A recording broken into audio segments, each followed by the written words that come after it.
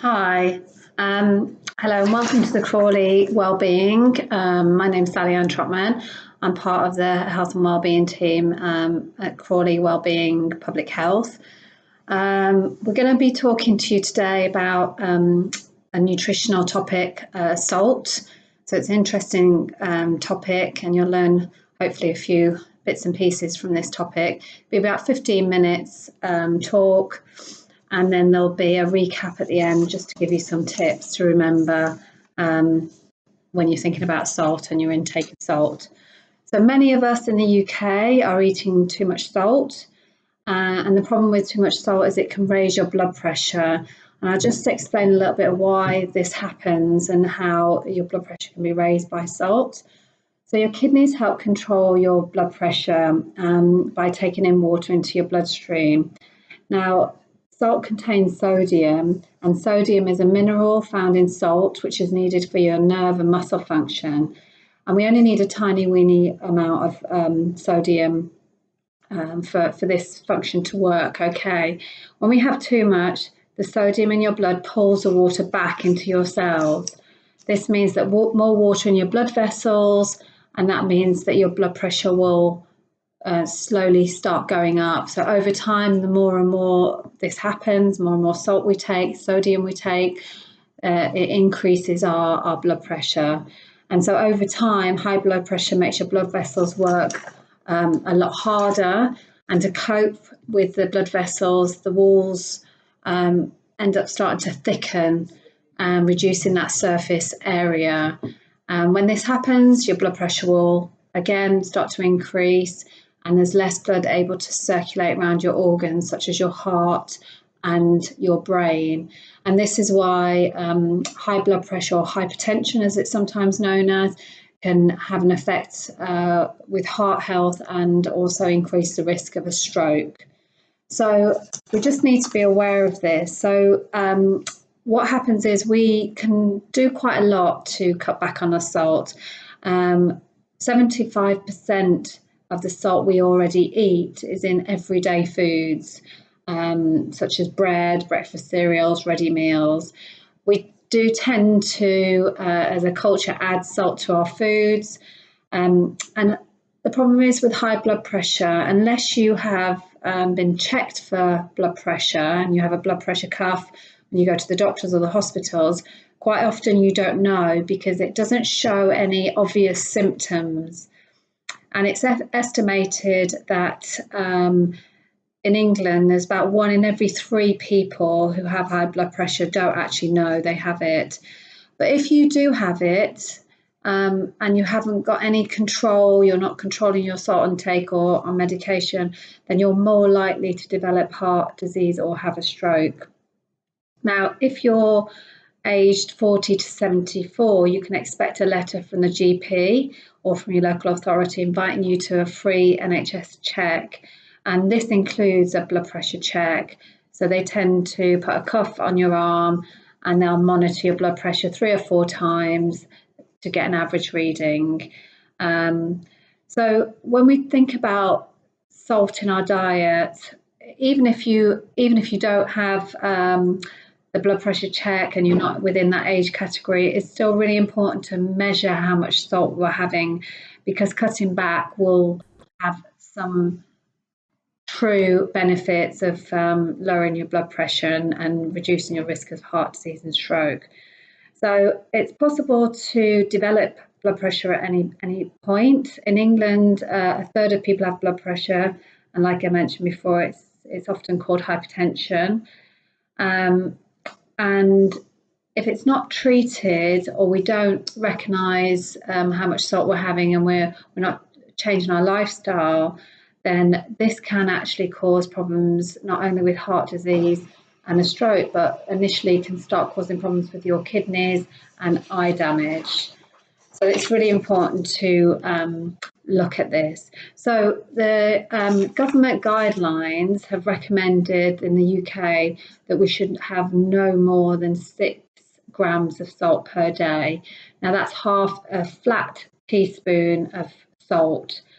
However, the average intake in the UK is currently about 8.6 grams, and many of us are eating way more than that. You don't have to stop eating salt altogether. Like I mentioned earlier, we do need a small amount of sodium, because that helps with our nerve function and our muscle function. But it's a good idea to start cutting back, or looking at least at what we're actually eating. One way of doing this is looking at food labels. So when you're shopping, have a look at the food labels, look at the traffic light system, and if the salt or sodium levels are showing a red traffic light system, then these are the types of foods that you should really be avoiding. Try and choose brands that have less salt or no salt. As I mentioned, sodium chloride is what makes up part of your salt, and the sodium part of the salt is bad for you. Sodium is usually listed in the nutritional information on the food labels. Salt is also listed, so it could say salt or it could say sodium on that food label, or it could say both, because it will split it down. Sodium is salt equals sodium times 2.5, so it might do the calculations for you. So when we think about salt and sugar and water retention, the sodium in the salt makes your kidneys hold on to the water, like we mentioned before, instead of excreting it. So it tends to suck it in and hold on to it. And then alongside of that, when we're eating too much sugar, this will also raise our levels of insulin, and high insulin levels make us harder also to excrete the sodium. So salt and sugar, that combination, also tends to cause an edema, so holds on to the water within our body. So people with a sweet tooth or a savoury tooth tend to have water retention. So what can we do about it? So if we think about food labels and think about the types of foods that have salt in, so everyday food, so we're talking things like baked beans, breakfast cereals, bread and bread products such as crumpets, bagels, ciabatta, any of the types of bread will often have salt in. If you're making your own bread, then you can have a bit more control of how much salt you put in there. Cooking and pasta sauces, now these are renowned to have heavy ladens of salt for flavouring, to entice people to buy those products. They usually, especially the pasta sauces, they usually have high levels of salt. Things that, like everyday foods that you'll know that has salt, like crisps, salty crisps, ready salty crisps, pizzas, and ready meals, they're also laden with salt. So please check the food labels for those particular, especially ready meals. They tend to, again, put quite a lot of salt in to just add that flavour and make it palatable. Quite often when they take out the salt, they'll add, or when they take out the sugar, they'll quite often add salt as a flavouring. Soups, canned soups, Heinz tomato soup, for example, that has I think 10 grams of salt in a can. So that's quite a lot. If you're going to have the whole can to yourself, you've already exceeded the amount of salt that you have. You can get lower salt products. The branded products have started to take out salt out of some of their brands. So just again, look to see if it says low salt or no salt or reduced salt in those products. Ready-made sandwiches, the bread will always have the salt in anyway, and then it will also have salt in the filling, maybe in the butter that they use. So again, if you're buying a ready-made sandwich, look at the salt content, see if it's more than 6 grams, and just be aware. Either try and be organised and make sandwiches for yourself before you go out, or just be aware if there's alternatives that you can choose from. And other foods like meat, so sausages, bacon is an obvious one.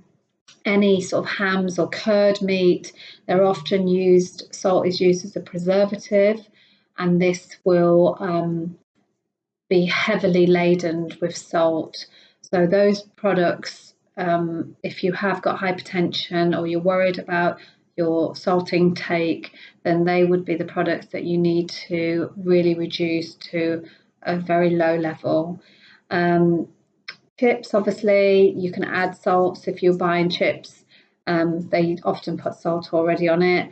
And pickles, olives, tomato ketchups, all the condiments, brown sauce, soy sauce, all of those types of sauces that you can get often have quite a lot of salt already, is part of the ingredients. So it's really, really important to just double check what you're eating. Some other foods that you probably may or may not know is things like prawns. So prawns have high levels of cholesterol. They also have quite a lot of salt. Fresh prawns have less salt, but if you have any ready-made prawns or prawns in ready meals or battered prawns, then obviously they're going to have more salt content. Peanuts, again, most people will understand that they would have salt already in the packet. You can get peanuts that have minimum amount of salt in, sort of kind of more natural products. So just again, look out and be selective of what your choices are when it comes to trying to reduce the amount of salt. And stock cubes, so anything that you have like food stock, sauces, yeast extract, they generally have really high levels of salt. So again, use them very sparingly in moderation. You can buy lots of products now, especially stock cubes and gravies that have low salt. So again, look out for those products. Just be label aware, be sparingly with your sauces.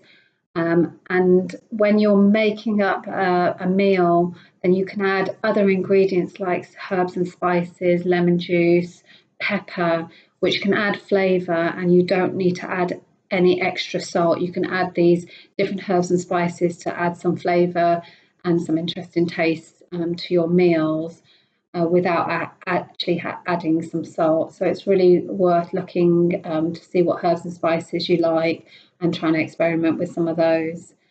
So just recap, the government guidelines are now recommending 6 grams of salt per day. So that's 1 teaspoon of salt. So it's really important to think about what you're eating, what contains salt, like some of the foods that I've mentioned. Breads and pasta sauces are quite often heavily laden with salt. Sandwiches, ready-made sandwiches, meats and sauces are usually the obvious ones. So look at the food labels. That's a top tip when we're thinking about food, salty foods, is just look at that red traffic light on those products and to try and choose an alternative. Go for low salt snacks such as dried fruit or sticks of vegetables and unsalted nuts. They can curb your cravings and you're not going to have any extra added salts. Cut back on the salty snacks such as crisps and nuts that have salt already within their packaging. And try not to add any extra salt to your cooking or to your end product meal. Table salt is generally when people just start, putting extra bits of salt on their food. So slowly start to move away from adding any extra salts. Like I mentioned before, use some herbs and spices and try and experiment with some of those herbs and spices, lemon juice and coriander and different types of herbs. Peppers are always a good alternative. So hopefully that's given you some insight on foods that contain salt and why we need to reduce the amount of salt, because it raises our blood pressure and can cause an increased risk of heart disease and stroke. So it's really important to have your blood pressure monitored regularly anyway. High blood pressure doesn't necessarily show any symptoms, so just be aware of that. So that's the end of this 15-minute talk. I hope you enjoyed the nutrition talk today. Please feel free to leave any comments or contact us via email or phone with any feedback. Keep checking our website daily for exercise and nutritional videos, as well as many other free wellbeing resources. And if you'd like any other advice and support, we can offer free one-to-one appointments via the phone or email with a wellbeing advisor. Please contact us on 01293 585 317 or 01293 585 350. Okay, thank you.